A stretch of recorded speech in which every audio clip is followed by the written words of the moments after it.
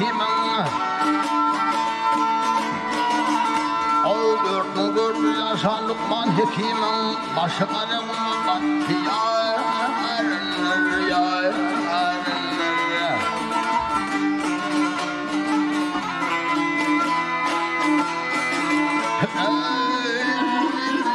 Kirpedun ağır vurdun üstümün azaldı loğundan tuttu yarınlar yarınlar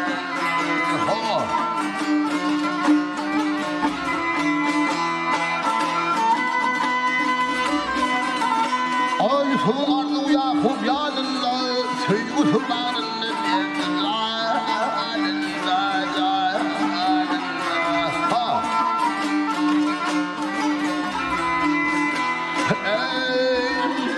Kimin kadri vardır çarpın yanında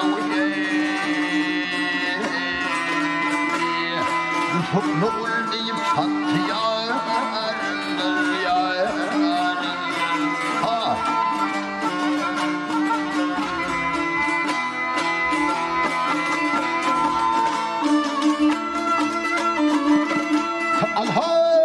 Alem hükmeden sendir sultan Azul tedbirinin tapmadı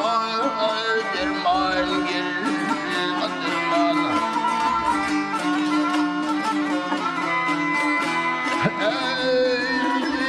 Tahtını yel çekin hükmü Süleyman Almadı dünyadan geçti yarınlar yarınlar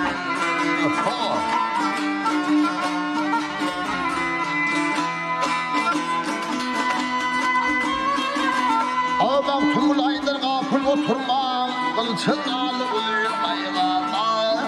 Batırmam batırmam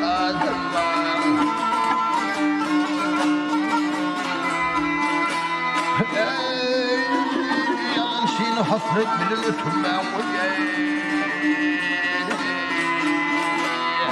Yaşınlık yollardır geçer yarınlar yarınlar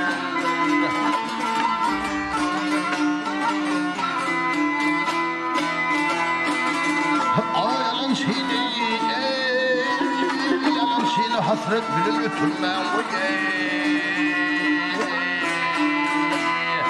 Karpasın yollardır geçer yarınlar